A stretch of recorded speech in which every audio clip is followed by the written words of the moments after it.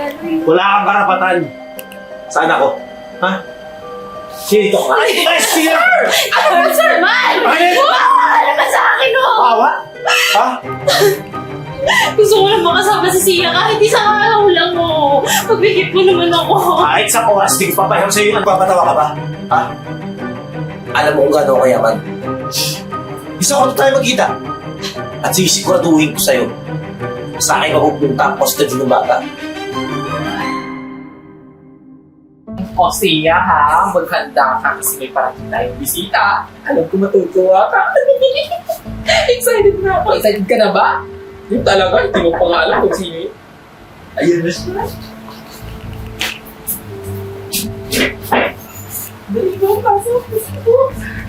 Sia. Sorry. Thank you. Okay na kayo na. Anak. Hindi na ako regalo para sa'yo. Sa'yo. Oh, Mami, thank you po. Wow, ma'am. Ang ganda ng bigay mong regalo, ma'am. Bracelet. Necklace. Naglabada ako sa tinda ako ng balon para mabili ko sa'yo. Sipag ng mami mo, oh. Mabili ko sa'yo.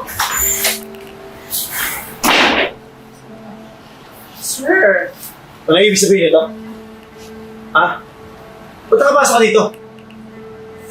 Gusto lang makita yung anak ko. Di ba gumagawa siya? Hindi ko parang yung regalo yun. Wala kang karapatan. Saan ako? Ha? Dito ka? Ay, sir! Ano ba, sir? Man! Ay! Ano ba sa akin, oh? Awa? Ha? Gusto ko lang makasama si Sia kahit isang araw lang, oh. Pagbigit mo naman ako. Kahit sa oras, di ko papayag sa'yo yung anak ko. Pwede ba? Ha? Maramang mo nga to. Huwag ka magkababalik dito! Huwag ka magkababalik dito! Ay, ano ba yan? Nakikita kayo ng anak nyo! Iya, pumasok ka na sa kwarto mo. Pumasok ka na sa kwarto mo. Okay ba ha? Huwag na huwag mo na pababalikin yan dito.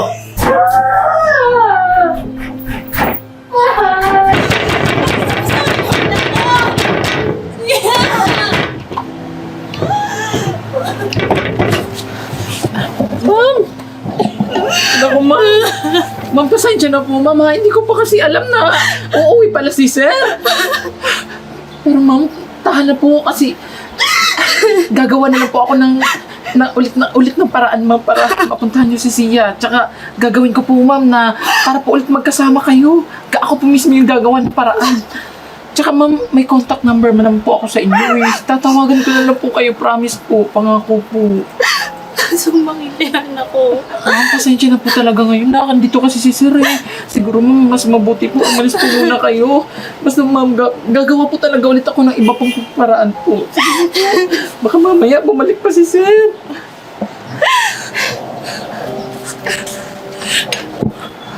Gosh.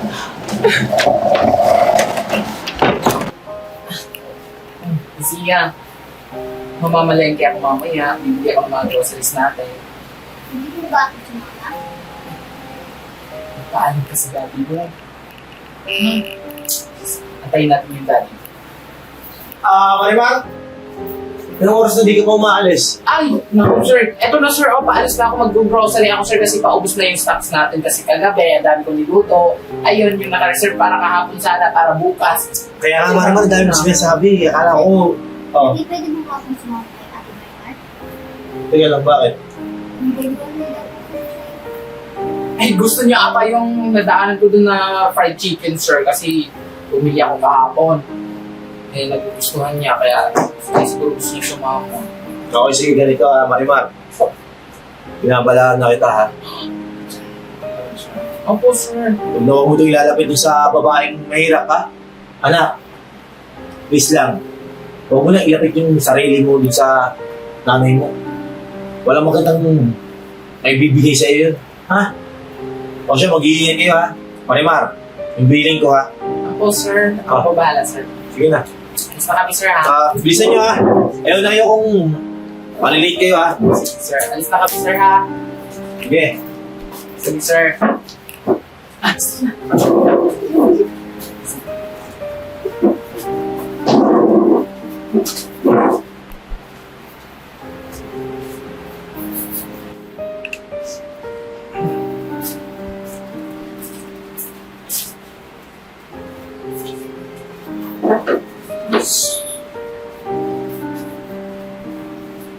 Si Ana.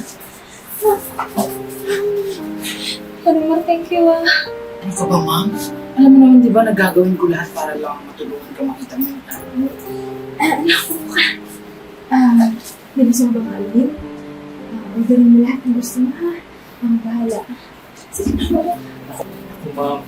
Buti na lang talaga nakachempo ako. Eto ba? Ha? Sige, hindi ka.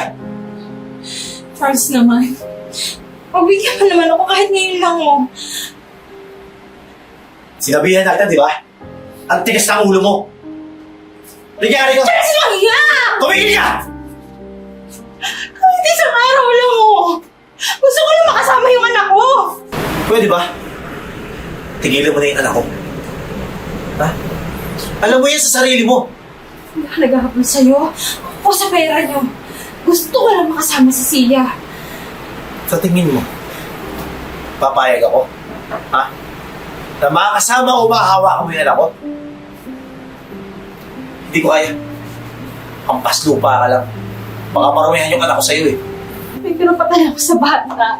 Nanay niya ako. Huwag mo na yung mga sa akin. Huwag ka magkalalapit!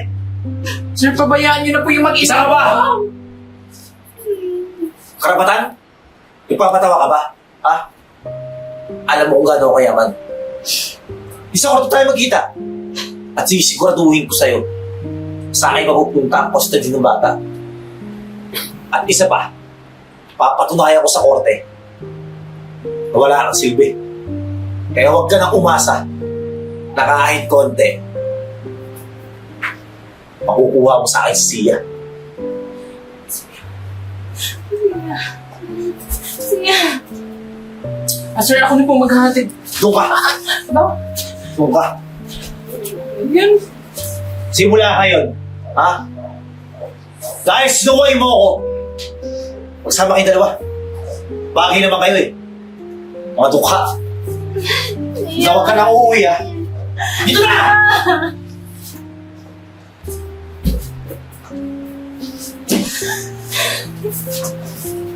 Ma'am. Sorry po, mama. Akala ko po talaga, ma'am, hindi po kami nasundan ni Sir eh. Alam ko po kasi sa kanya, mag-grocery lang po kami. Aliwar. Hindi ko na makakasama yung anak ko. Wala ko ng trabaho na dahil sa akin. Ayos lang po kasi marami pa naman po pwedeng apply dyan, ma'am. Ang iniisip ko po yung sa inyo po ni Sia. Kasi may karapatan ka po sa kanya. Sorry po, mama. Wala po ako ibang magagawa. Ano naman ang laban ko eh. Kasuhan niya ako. Sir? Ano pong ginagawa niyo dito, sir? Sa'yo? Excuse me, ako nga pala yung Katin Charles. Alam ko hindi tama yung ginagawa ng anak ko eh. Kaya mo, tutulungan kita. Tutulungan kita mabawi yung anak mo. Talaga po.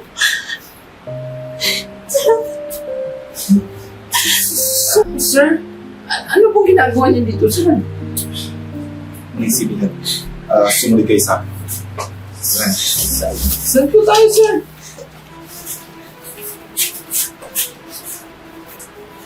Higa ito!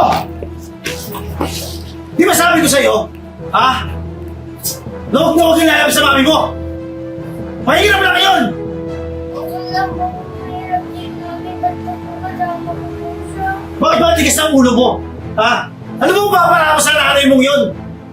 Wala kang ipapakain sa'yo yun eh! Alam mo ikaw, ha? Simula ngayon, hindi ka makakalabas sa kwarto mo hanggat di ko sinasabi. Nagkakain niya tayo! Kung ako iniiyakan ha? Dad, teka lang! Anak! Ano ibig sabihin nito? Isama mo to! Alam mo, Charles, di tama yung ginagawa mo eh. Hindi mo pwedeng tanggalan ng karapatan to si Virgo para sa anak niya. Dad, anong pinakain sa'yo nito? Ha? Dad, mahirap na babae yan, oh. Anong magbibigay ng magandang buhay niyo sa anak ko? Bakit? Ha? Sa tingin mo magandang buhay mabibigay mo sa anak natin? Hoy, lahat ng pangangailangan ni Sia, nabibigay ko. Hindi pera ang kailangan ng anak ko! Sino sabi sa'yo? Ha? Hindi nagutom yung batang yan. Ha? Tingnan mo nga siya ngayon! Sinisigaw-sigawan mo, umiiyak! Dahil kasama mo! Tama na, Charles! Bakit? Kanino ba nanggagaling yung binibigay mo dyan kay Sia? Di ba sa akin? Kung di dahil sa akin, Charles, mahirap ka rin. Eh, Dad, pinoprotektahan ko lang naman yung anak ko eh. Tantahan! Hindi ako masamang tao! Wala akong ibang gustong gawin kundi mahal mo! Pero ayaw ko ba kayo anak ko na mahirap? Ha? Ano? Ano gusto mong mangyari sa anak ko? Maging organic squatter? Sa ating dalawa, sino yung galing swap? Ha? Ha? Huwag mo idama yung mga squatter dito! Ano ba tayo mas sinasabi? Umalis ka natin sa bumahay na to? Ha? Dahil di ka na babagay dito? Tumigil ka na! Attorney! Dad, teka na. Ano ibig sabihin nito? At siya ba, kasama itong baklan to, ha? Pinalayas na kita, di ba? Attorney, pakibago mo lahat ng dokumento. Gusto ko lahat ng natatanggap ni Charles mula sa akin ay malipat kay Virgo. Dad, teka lang. Bakit mo ililipat sa kanya? Attorney, huwag na akong gagawin yan, ha? May karapatan ako. Dahil pera ko lahat ng yan. Ako ang mamimili kung kanino mapupunta. Tsaka, ang gusto ko, lahat ng pera ko mapupunta sa apo ko. At habang wala pa siya sa hustong gulang, si Virgo muna ang mamamahala ng lahat ng to. Dad, paano ako? Paano ka? Eh di humingi ka kay Virgo. Sige na, attorney. Pakiayos mo na yung mga dokumento. Sige po, sir. Dad, Ewan ko na kayo.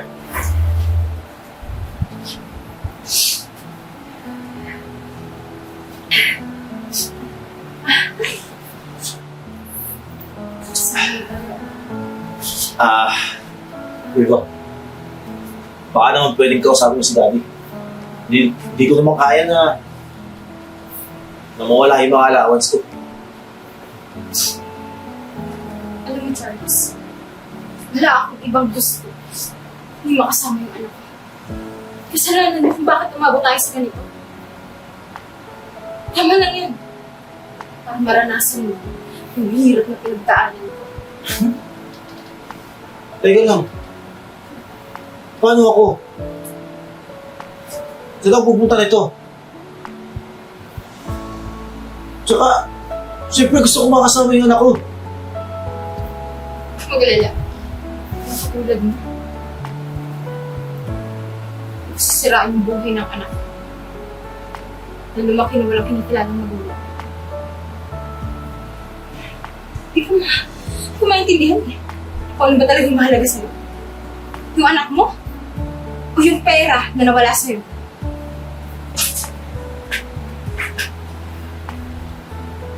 Okay, sige. Kaya mata kong buri ako. Aamin ko sa'yo.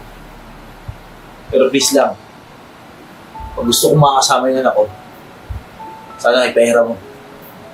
Hindi natin tanong yung bata. Kung gusto ka pa niya makasama. Sige. Gusto mo makasama yung daddy mo. Gusto mo makasama yung anak mo.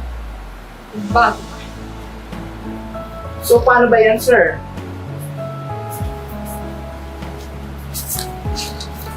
Nakapag-desisyon na ang Korte Suprema na hindi sasama sa iyo mismo yung anak mo.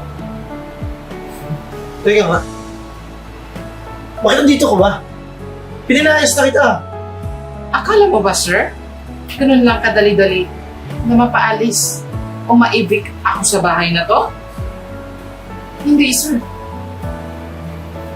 Kasi marami ka pang hindi nalalaman tungkol sa amin ng ama mo. Lalong-lalo sa ina mo. Alam mo, sir, sayang eh. Kasi magkakaroon ka na sana ng stepmom na maganda, na sobra sa alindog na kamangha-mangha ang kagandahan. At magiging future stepmom mo, walang iba kundi ako. Ha? Kasi may relasyon kami ng daddy mo si Marlon. Freeze!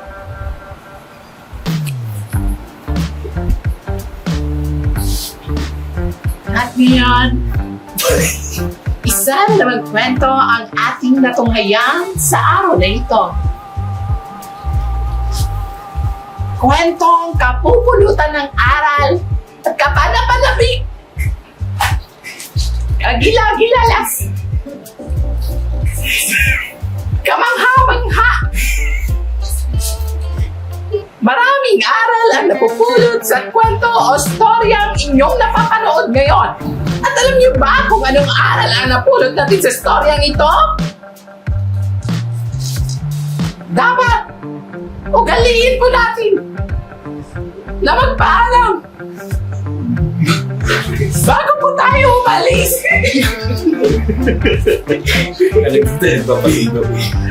Nang sa ganon,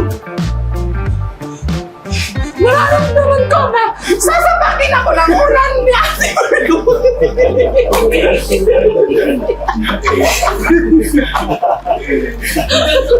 Hindi na siya magkakagawa. Hindi na alam ng viewers yan!